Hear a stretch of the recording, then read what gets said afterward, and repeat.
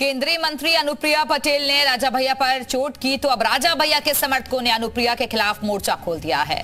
वो अनुप्रिया के खिलाफ मिर्जापुर में प्रचार करने वाले हैं।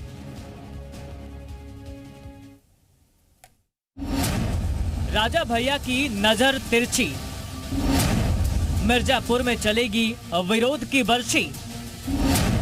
राजा का आक्रमण, रण बहुत भीषण।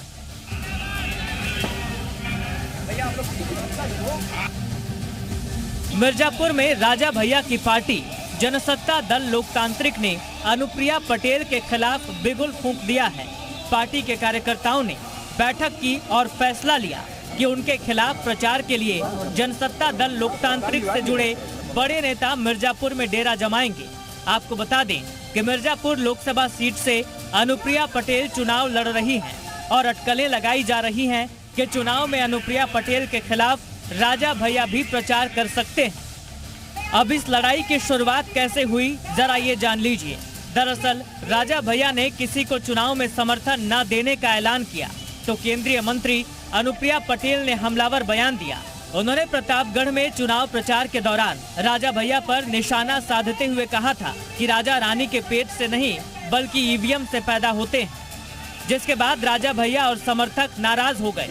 हालांकि राजा भैया ने भी अनुप्रिया पटेल को अपने तल्ख अंदाज में जवाब दिया था। इससे पैदा नहीं होता, ईवीएम के बटन से पैदा होता है।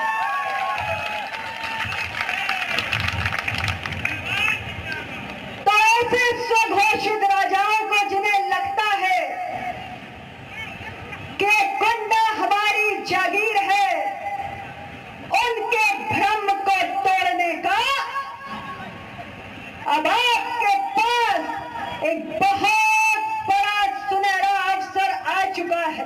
अब उनको क्या कुंठा है, हम नहीं समझ पाए इस चीज को। और वो जो भी उस बयान को सुन रहा है वो ये कह रहा है कि अनावश्यक बयान। और अच्छा, दूसरी बात, हम यहाँ से चुनाव भी नहीं लड़ रहे हैं, हमारा दल भी नहीं लड़ रहा है। तो अगर उनको कोई बयान देना ही था तो सामने जो दल उनके मैदान में है उसके प्रत्याशी या उस दल के विषय में कहना चाहिए था। दूसरी बात, ईवीएम से राजा नहीं पैदा होता है, ईवीएम से जनप्रतिनिधि पैदा होता है। जनप्रतिनिधि का जन्म होता है और उसकी आयु, उसकी अवस्था 5 वर्ष की होती है। 5 वर्ष बाद जनता जनार्दन ये तय करती है कि इसको जीवन दान, पुनर्जन्म, पुनर्जीवन देना है या नहीं। जनसत्ता दल लोकतांत्रिक के नेताओं का कहना है कि अनुप्रिया पटेल जनता का विश्वास खो चुकी हैं।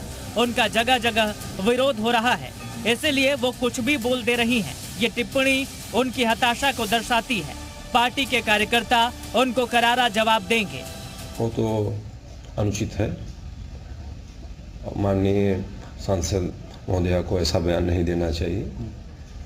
और राजनीतिक और ठीक है, और राजा तो वो है ही, लेकिन उनका बयान बड़ा दुर्भाग्यपूर्ण था। बता दें कि राजा भैया का प्रतापगढ़, कौशाम्बी, मिर्जापुर और इलाहाबाद सीट पर खासा असर रहता है। इन सीटों पर पिछले चुनाव में एनडीए ने जीत दर्ज की थी, लेकिन राजा के न्यूट्रल रहने से सीन चेंज होने के आसार हैं, क्योंकि अंदर खाने चर्चा है कि राजा के ज्यादातर समर्थक समाजवादी पार्टी का साथ दे रहे हैं। ब्यूरो रिपोर्ट, जी मीडिया।